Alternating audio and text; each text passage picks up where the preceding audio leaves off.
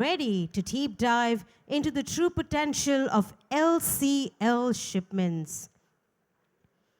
Revolutionizing LCL logistics, empowering shippers through technology driven growth.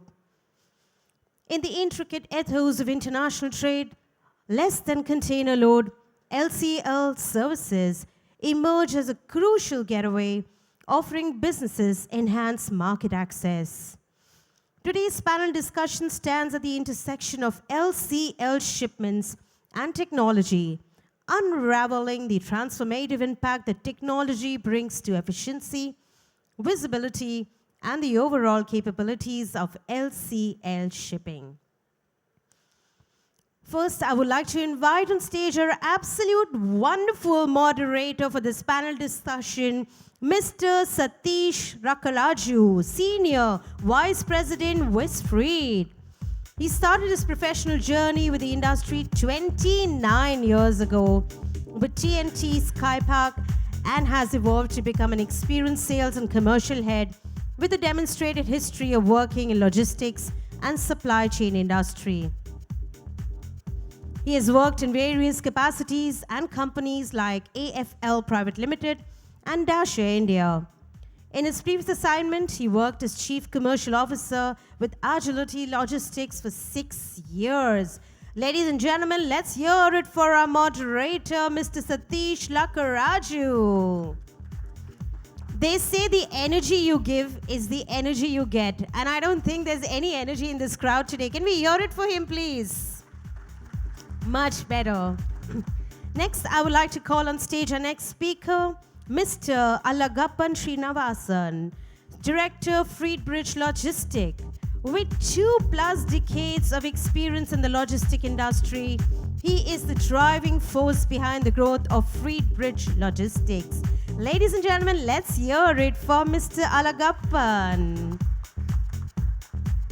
Next, I would like to call on stage Mr. Amit Maheshwari, Founder and Managing Director, Softlink Global. With 18+ years of logistics tech, from Logisys to trade chain and beyond, he is a pioneer driving innovation in freight forwarding and beyond. Get ready for insights from a true industry leader. Ladies and gentlemen, let's hear it for Mr. Amit Maheshwari. Next, I would like to invite on stage Mr. Rohan Dikshit, Director, Business Development, Clearship Group. He's a seasoned business development specialist with a proven track record in the logistic and supply chain industry. Proficient in operations management, business development, logistics management, competitive analysis, and strategy. That's a long, long list. Welcome, Mr. Rohan Dikshit. A big round of applause for him, please. Next, I would like to invite on stage Mr. Mohit Johari, Head SCM, Shriram Pistons and Rings. With 27 years of expertise, an IT-savvy professional is transforming supply chains through the magic of technology. He is an accomplished logistics and supply chain leader. Ladies and gentlemen, let's put our hands together for Mr. Mohit Johari.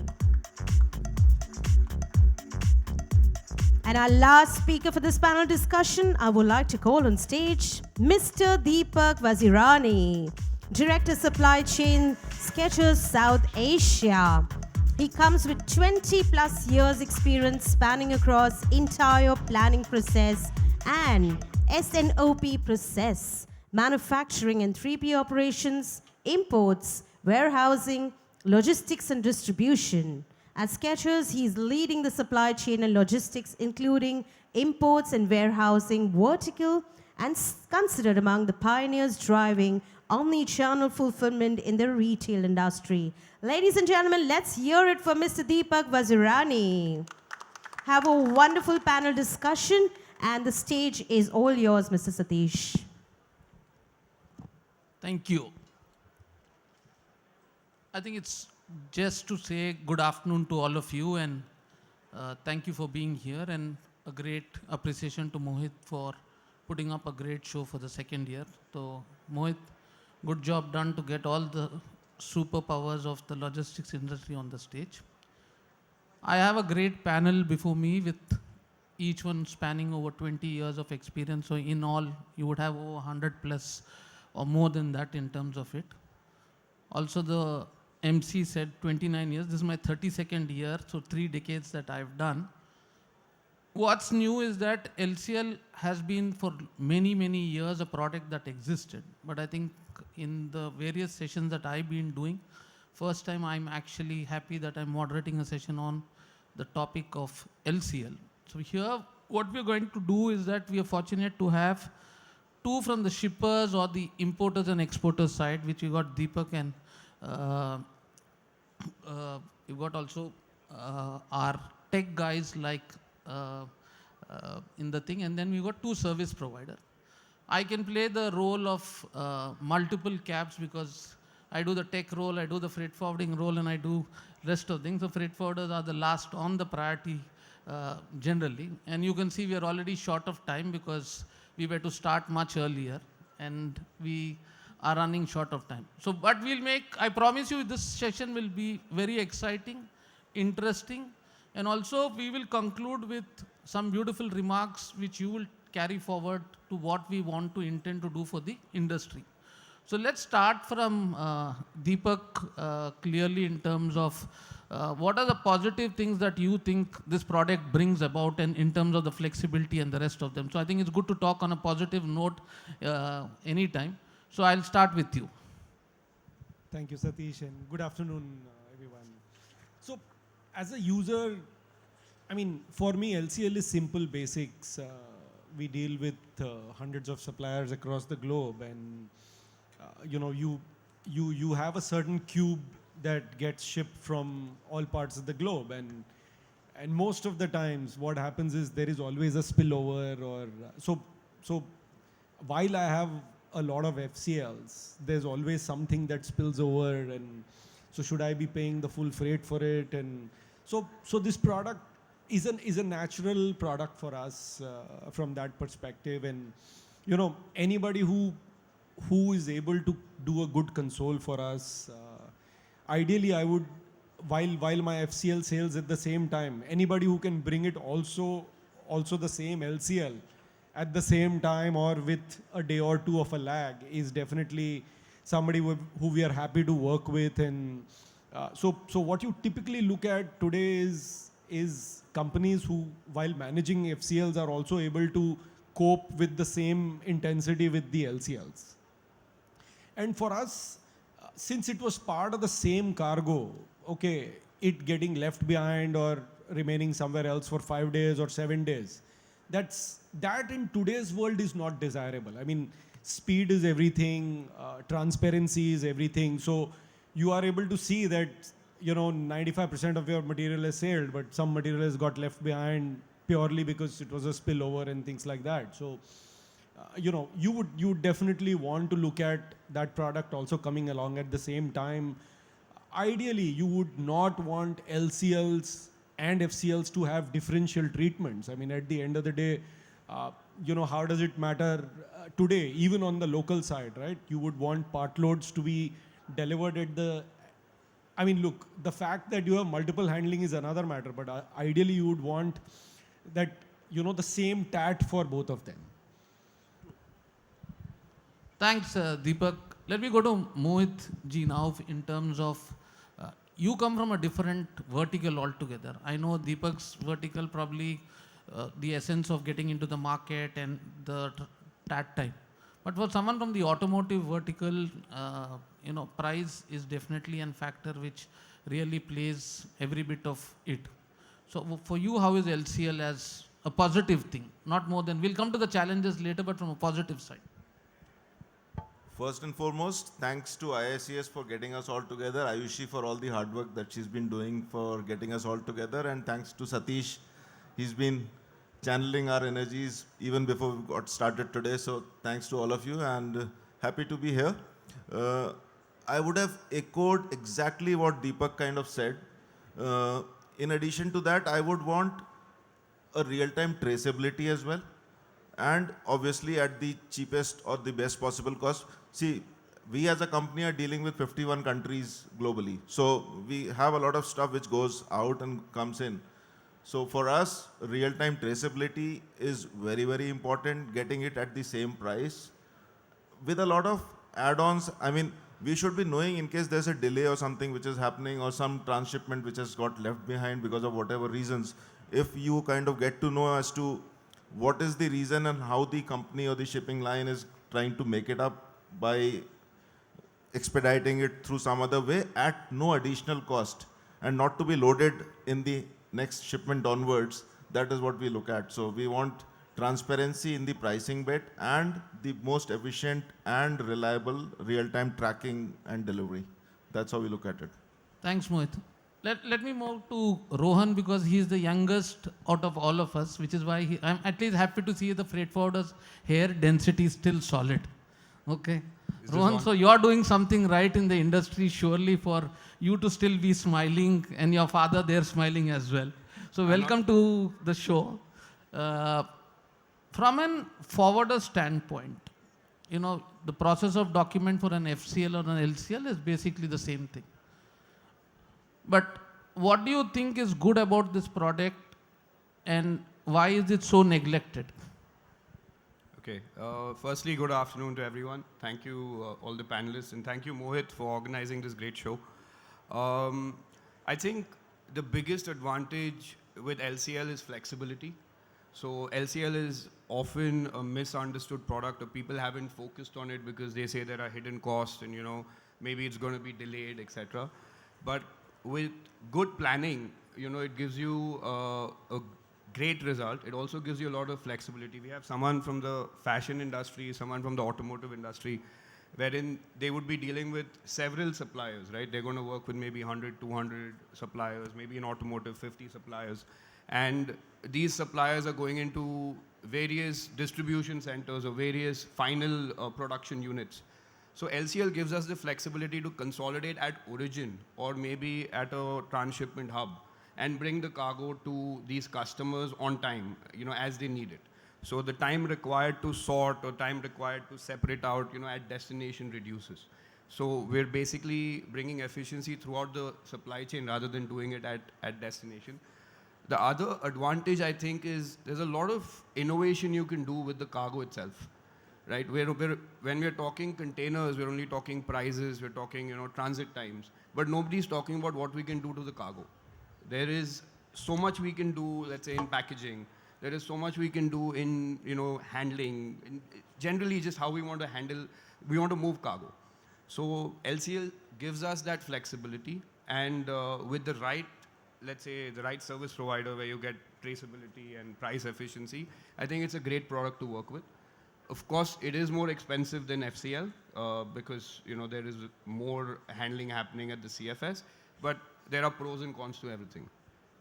Great. So I'll come back to you later in the panel for a few more insight. But let me go to my good friend Amit, who fortunately we happened to catch up in Delhi as well. And maybe your thoughts in terms of the product initially, and then we get to the other wild thoughts that we were discussing offline. So over to you, Amit.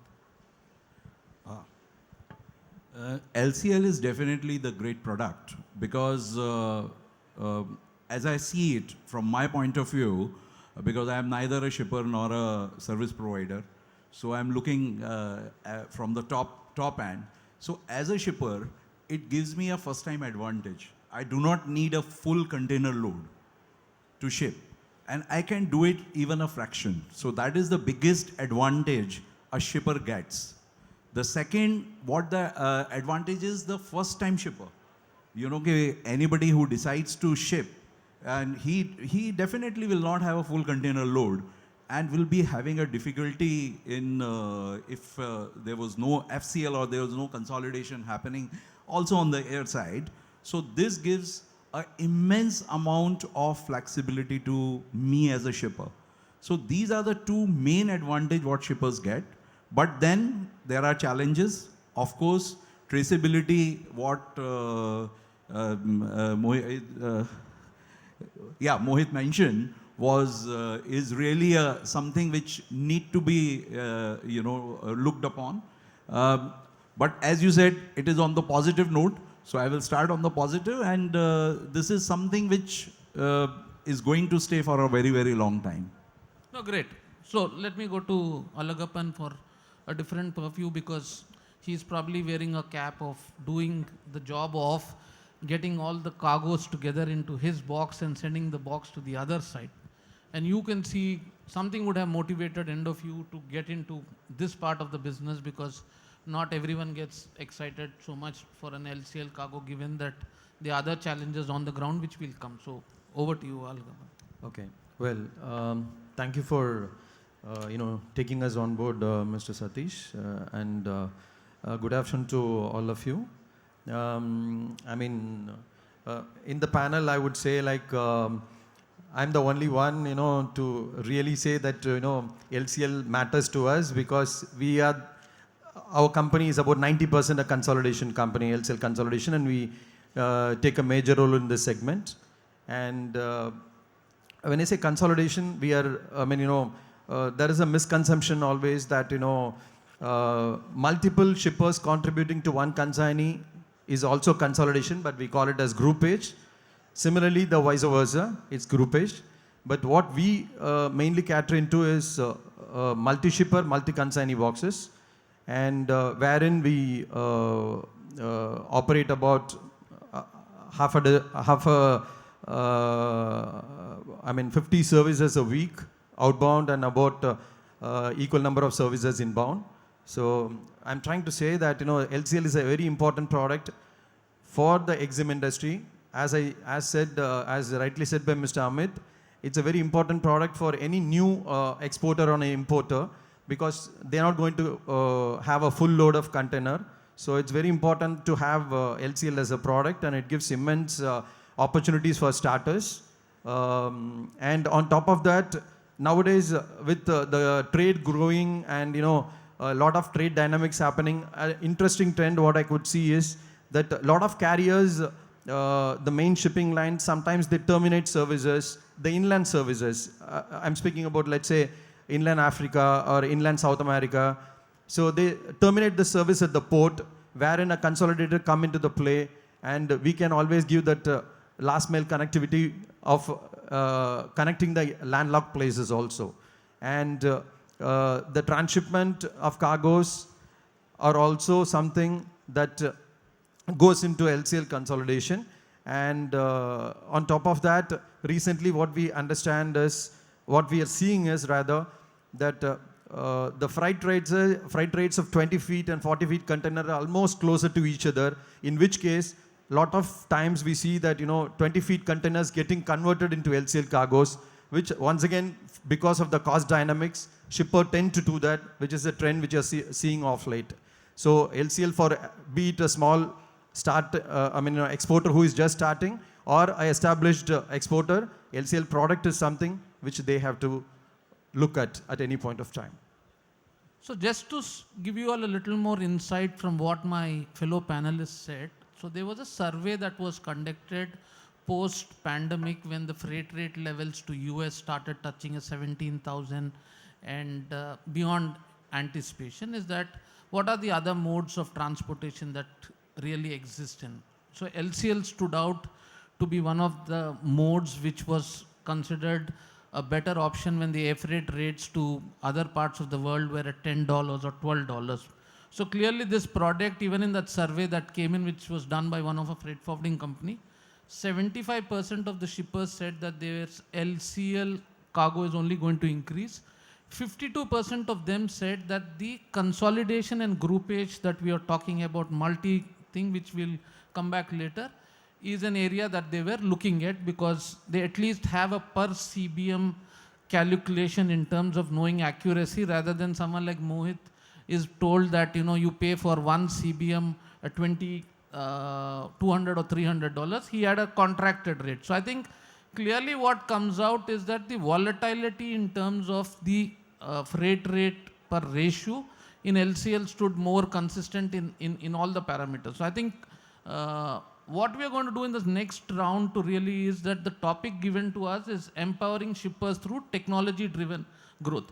Now that we have clarity that LCL is a wonderful product, there's a great opportunity for it.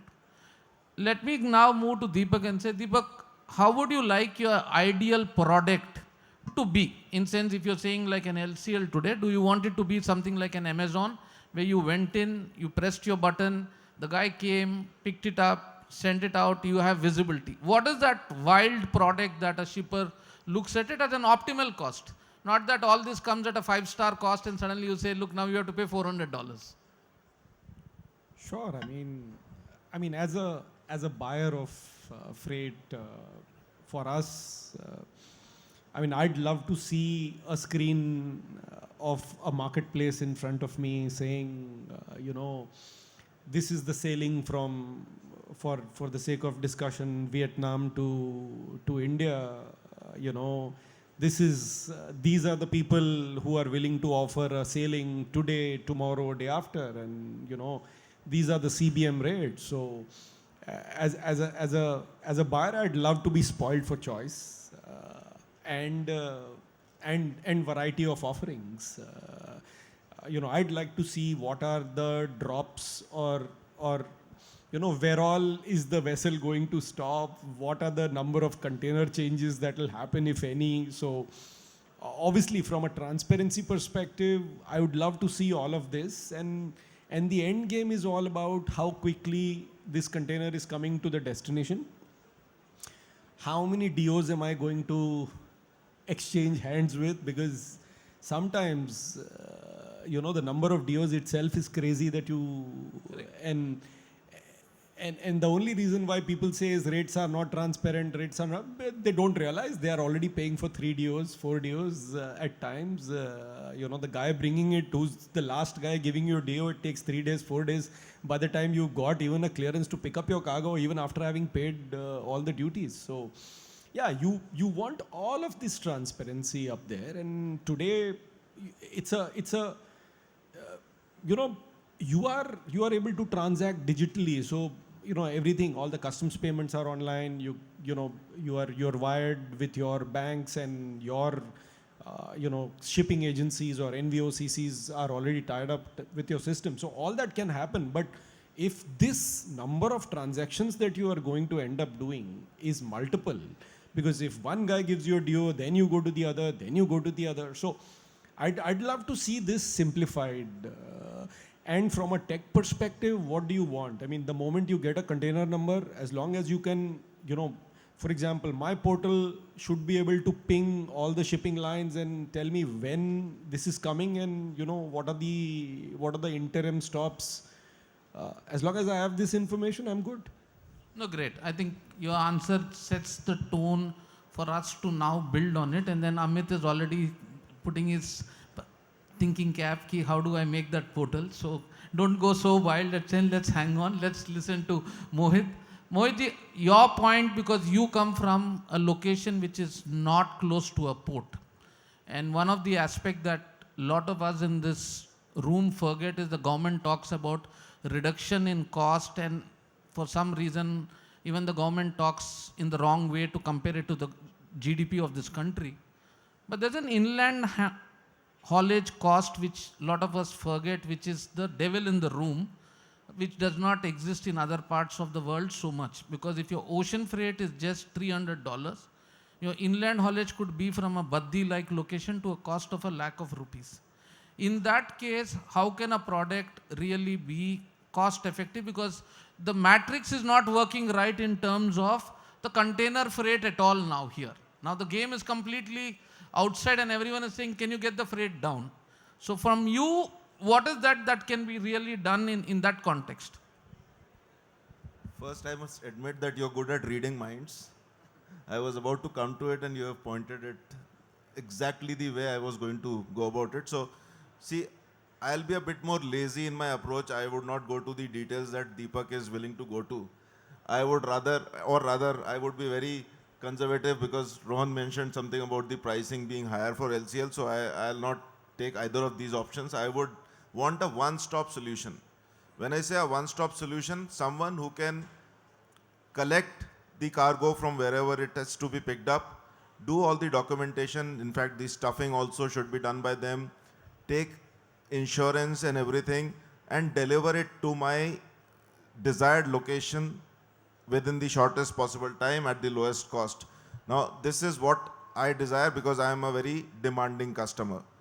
But easier said than, done. So it's not going to happen that way. So I see the role of IT service providers gelling with consolidators coming in this space. So what's going to happen is there's someone who's going to come up with a disruptive app which connects the aggregators or the consolidators to people like us, the customers or the sellers for that matter. And then they build an app around it which gives the visibility that Deepak is looking at, which gives the cost and the transparency that all of us are looking at. And it is not just wishful thinking. I have some numbers in front of me which I would like to read out. So there are top trends which are panning out in the the logistics space, which deal with automation and robotics. Companies like Amazon, Alibaba, DHL have deployed it. They've disrupted the logistics by say 17%. These are published numbers.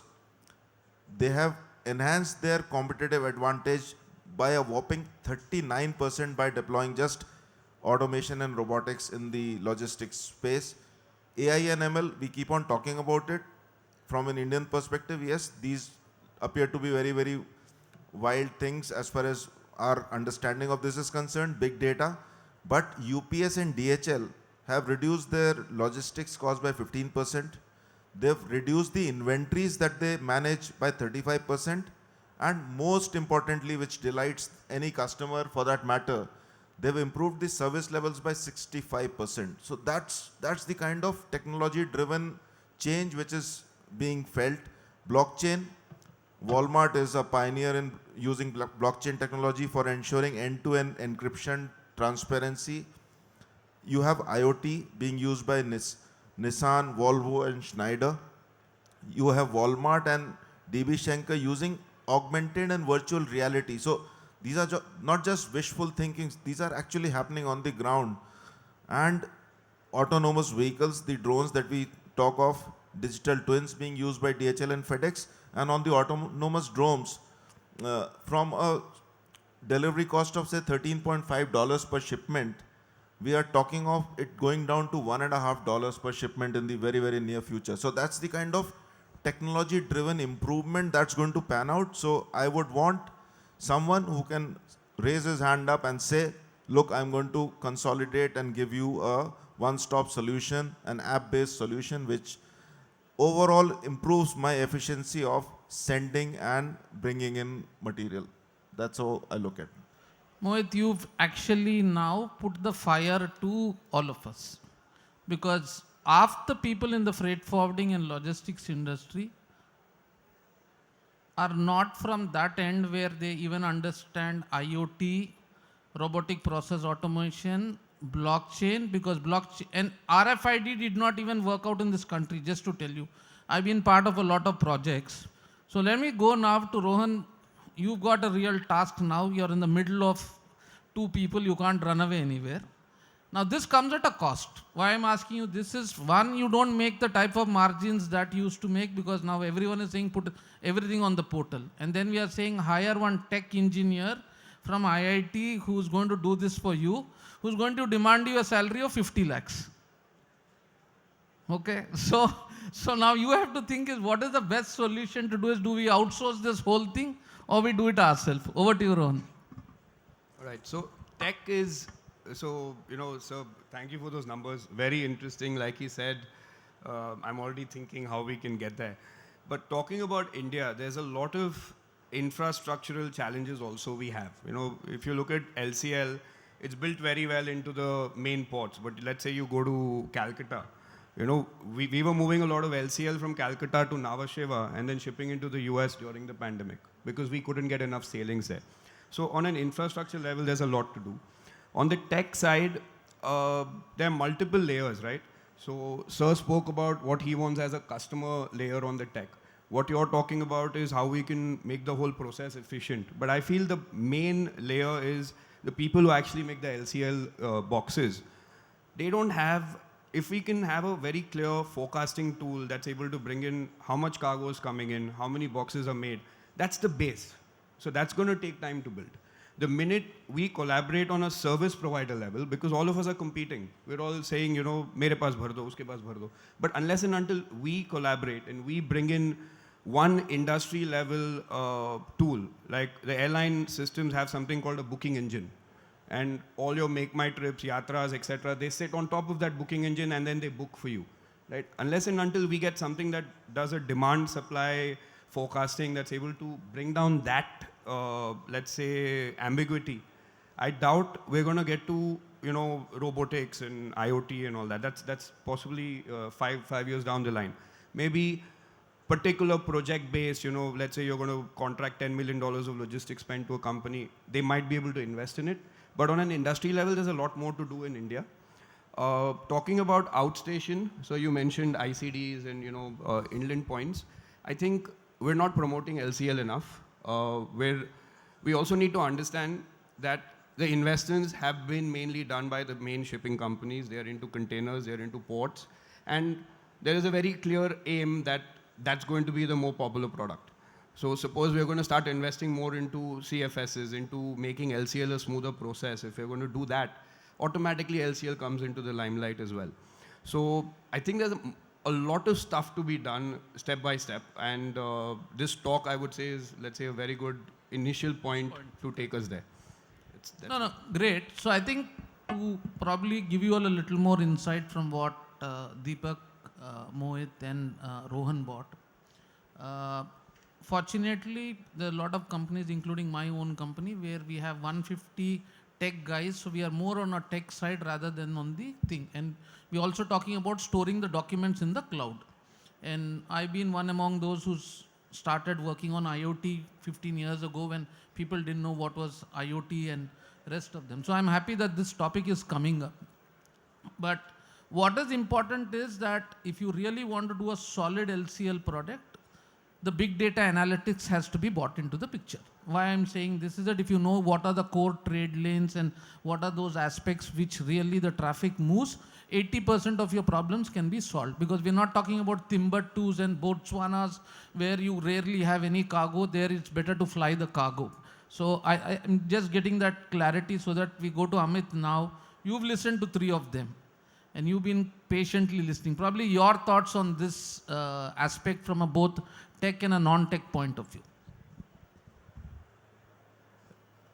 As rightly pointed out, the technology is the only thing which can bring in the much needed transparency and the traceability. All these things can only be done by the technology. But then the problem is, of course, the cost. The cost is always a challenging part. But having said that, what can be done? I think leave aside the cost, because cost is again a play of more and more people adopt the technology, the cost will keep on coming down. So what can be done? Now we talked about the traceability. People keep on talking about blockchain or these are the fancy words. But I was thinking how this traceability can be done. Let us assume if industry agrees that put a token, a unique token to every shipment, whatever shipment, whether it is FCL, LCL or anything, let us put a token over there and let us have a blockchain based technology which brings in, there is and every entity involved, whether it is a consolidator, whether it's a warehouse where the consolidation is happening, custom broker or shipper or port, or the consolidator or the freight forwarder or the carrier, if everybody just update what exactly has happened to that, what they have done, because consolidation, it is basically easier said than done, because there are so many elements and so many entities which are involved. If a simple token is assigned to every shipment, which is unique, all across the supply chain, it is unique. And that is simply every one of them simply updates. Whatever they are doing, somebody is somebody is stuffing, okay, I stuffed. Sealed. Get in. So whatever happens, and finally it reached to the destination. So the problem related to the traceability can be easily be solved. But yes, It cannot be a project by a technology company alone. It's basically a project which has to be done on a global, or at least at India level. If we don't want to go the globe, at least at the India level. Uh, I don't know. It is wishful thinking, but it is definitely possible. And here I'm not talking about the fancy names like IoT and other things. Even you forget about these IoTs, what they do. Okay, the data gathering can be automated. That's the only thing which they are going to get. So even a simple click, there is an app, you just click, that's it, done. So a lot of things can be done. So uh, now the freight rate, which is again, okay, our biggest problem. Somehow, the kind of transparency which airline industry has, the carriers are not at all willing to give that kind of a transparency. Because we keep on talking to various people, ki, can't we have the freight rates being displayed? Nobody is interested. Or the freight is connected with the booking, because these are the two things which goes hand in hand. They may give you booking, but they may give you freight rate, but they don't marry each other. So again, the whole transparency thing reduces to a big zero. I was also thinking that freight rate, it has become a commodity. If you look at the freight rates, particularly the shipping side, it has become a commodity. Why don't we treat it like a commodity? Take the case of, your multi-commodity exchange, or, there are, freight can be, the futures of freight, or the fraction, or the derivatives, Take the cue from the financial industry. How they are able to maintain the commodity rate by going into, these kind of exchange. I don't know if this is possible to be done in the freight side. Treat it like a commodity. One CBM, one 20-feeter, 140-feeter, trade lane, and treat it like a commodity. Futures can be traded. Futures can be, bought and sold. So I think that can probably bring a, freight rate, or the rates in, this is just a, thought which came in my mind. Why not it can be done? Treat it like a commodity when it has become a commodity. So Amit, to just get the context again for all the inputs that came in. One, look at the courier industry where you track the shipment on a shipment box level. So why do they do it? Because Indian customs, when you get a part shipment, you don't know which of your piece is missing for your bill of entry filing. So it's very important that it's not difficult. It's just that if there's a law that requests it to do it, I'm sure everyone will be forced to do it. Second is, you don't need RFID or any other thing to really do it. You can do it with a barcoding number on each box, and you track it at a box level. So one, to answer your point, yes, it's practically possible. Two, I think it's not too far before commoditization will happen, because there's no other option really in this whole game in terms of not happening, because you have opened your cards more than what is required already. Because today there's nothing like called a buy and a sell rate technically. So if I have to ask Algapan, do you know what is your buy and your sell? He'll say, when the box fills, I'll come to know. So probably you'll have to answer that a little more in terms of clearly telling is that what do you think is missing for what they are asking today to happen in the industry, really? Because when the visibility is there, there is an option, but someone like you would probably be able to tell you that from where this is getting stuck. Okay.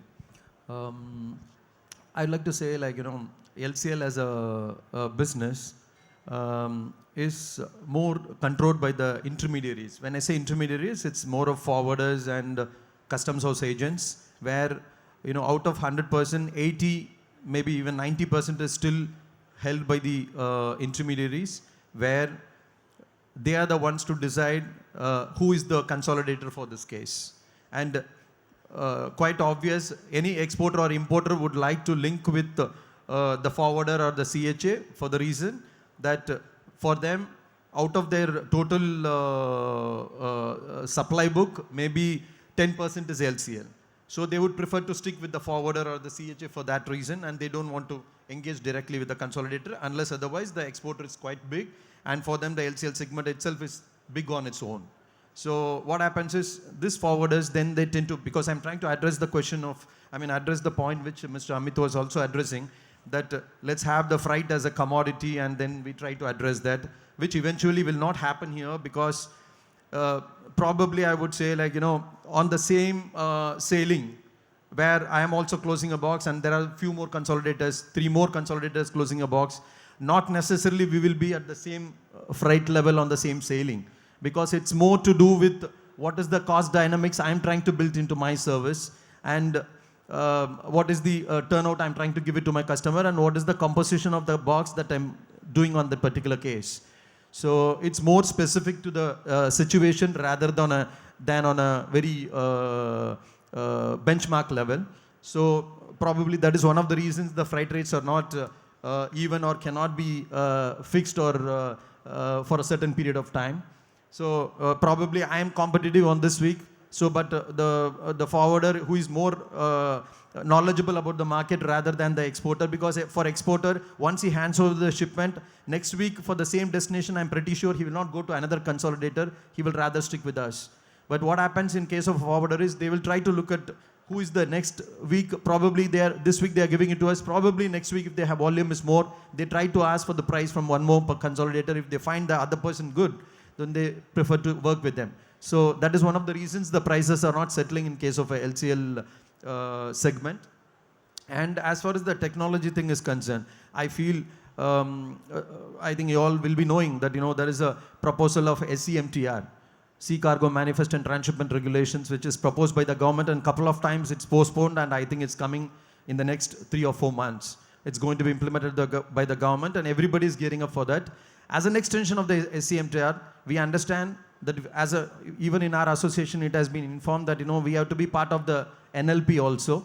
So when the SCMTR information gets uploaded and in turn linked with the NLP, the transparency or the visibility of the cargo movement will be much known.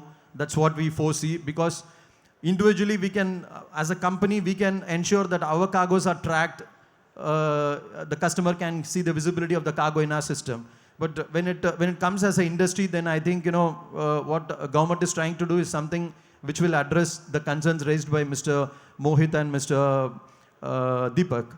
So as far as the technology thing is concerned, I'm pretty sure that, a lot more things to come, and we'll be in a much level playing field in the years to come. No, good you brought out the SCMT Act and the NLP thing. Well, let me go now quickly to Deepak on my last round of questions. Is that, have you heard about zero freight and minus freight in LCL? There are blank sailings, right? So not only that, Deepak, surprisingly, you never see an ocean freight of minus $100 on a container. But what you see today in the LCL product, this is the only industry where we give it back to you. Probably, no, FCLs will happen, but I'm just telling you is that it's a funny industry. At one end, you show $17,000, and at the one hand, you show -5. So even if you can. The reason I'm asking you that is legally, if you are getting a zero freight and a -5, how can you even sue me if the cargo goes missing? Because you have not paid a consideration technically, and that's something which I bringing it, because while you may revolutionize the whole product and the services and get the SM Act together, I think that is a consideration that we should look into in terms of some bit of standardization across this product globally, and how do you want to react to such a situation probably? I know it's a tricky question, but I'll try answering, but let's get this right, that there's no free lunch here, right? If the freight is zero, doesn't mean there is nothing else in terms of extra charges, or the fact that, your material was picked up from your door. There is a base freight to it. There is a base bill to it. You are bound by contracts anyways. The fact that, we have an agreement with you for this transaction, or as a long-standing, monthly contract or a quarterly contract. For example, whenever rates are up and down, you typically do a monthly contract, and, if you see stable rates, you're happy to pick up a quarterly contract. So It's not like you don't have a contract, and if the cargo is legitimately picked up, there is exchange of documents between us and our service provider, whoever has picked up. So it's not about the fact that you don't have enough commercial linkage. There is enough and more commercial linkage, right? Uh, it's not difficult to hold. I mean, whoever you're doing business with, it's a lot more about relationship than pure freight. I mean, this is one sailing which was zero or minus. I mean, you have 98% other business that you're talking about. So I don't see that as a challenge. The one other thing that probably I would like to bring about is, I mean, all that we are speaking about, I mean, I have a SaaS tool that I use every day. I have a SaaS tool that tells me the moment I have a container number, from next day, from that day, even if I take 24 days, even if the sailing is 24 days, the day I get a container number from whichever part of the globe, from that day onwards, I'm able to track my cargo. Yeah, the only other thing is, you know what? It says 24 boxes. Does it have all the 24? Yeah, sure. You know, you have RF. I mean, you can scan. You have barcodes. You have everything, right? Today, your parcel on Amazon that you order, you can track it all the way in terms of where it is, and that's also true of any container that comes in, that you bring in or you ship out. So traceability is there, absolutely. The question is the granularity to which you need is, so are you working with the right guy?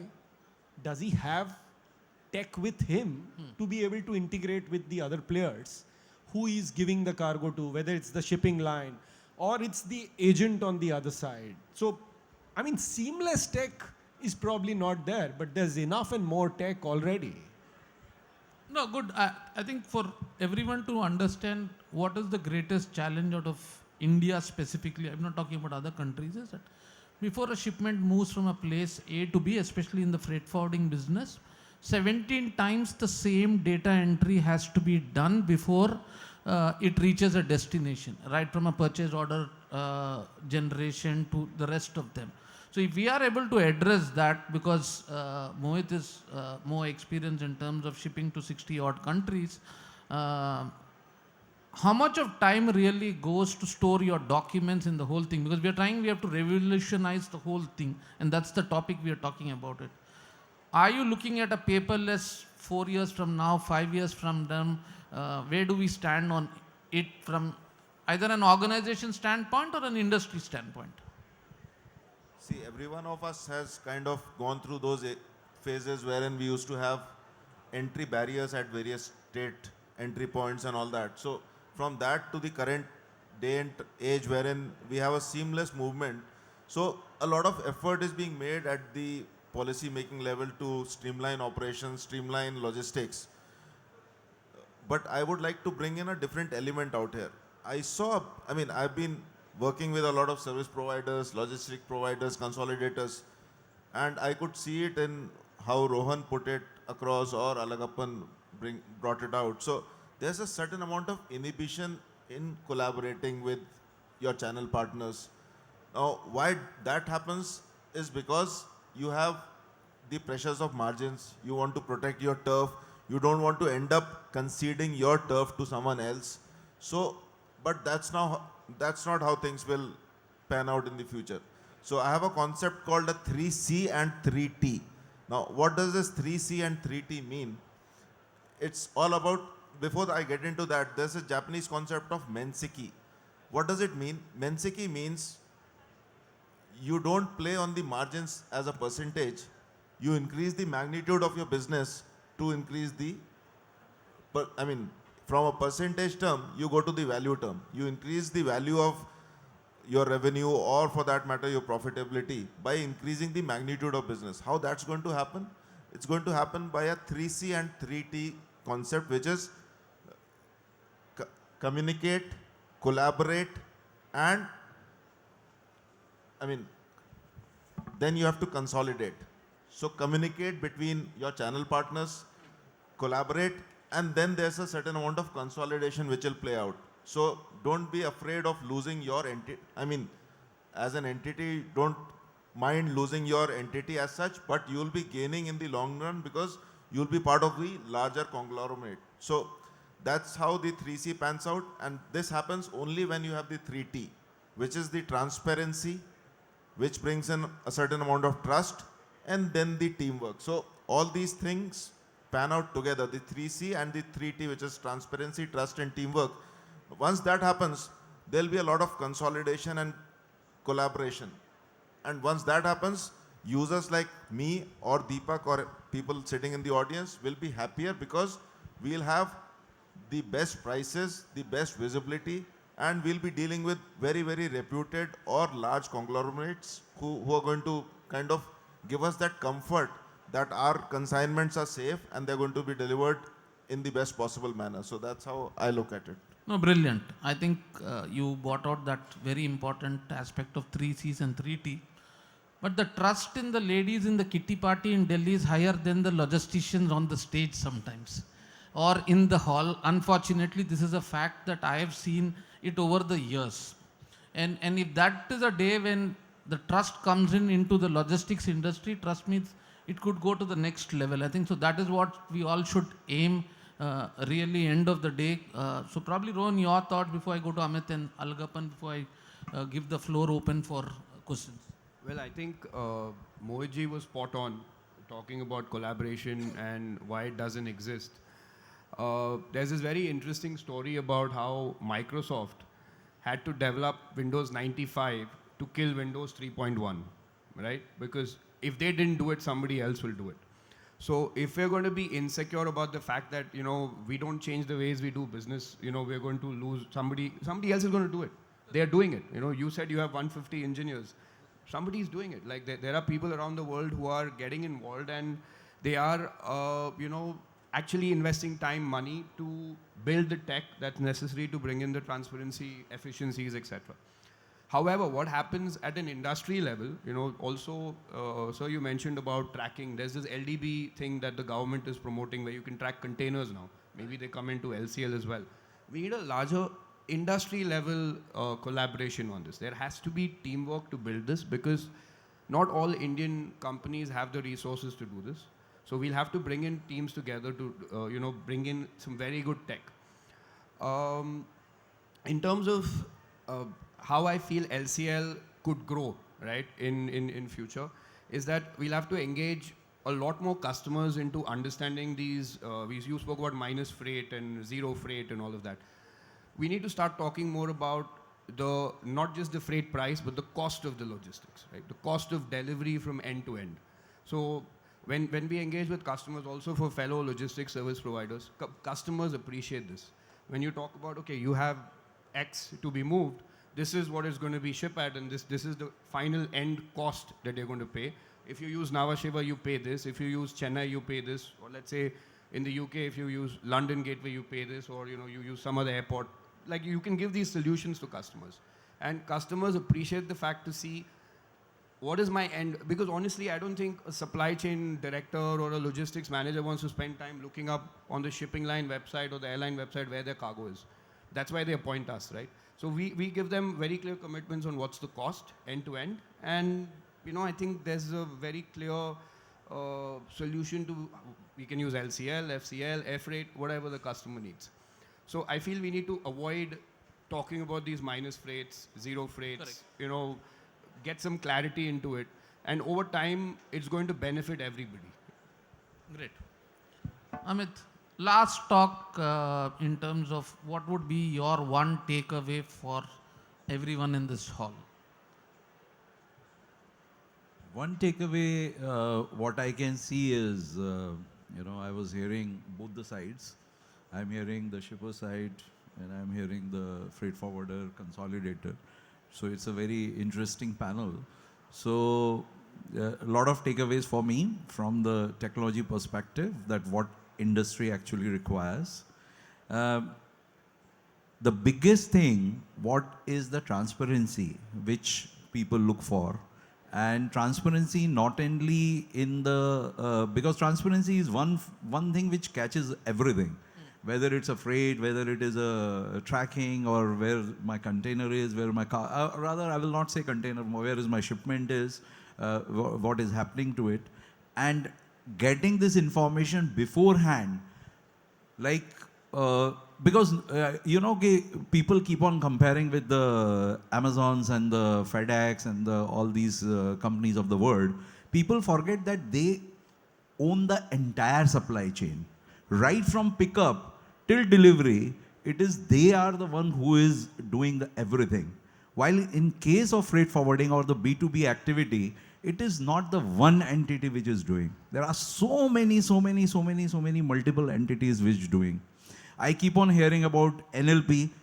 I have a different opinion. In fact, in my recent, in my AMTOY, I was talking to the concerned people and I told them my concern that the present way the NLP you are trying to implement, this is not going to work.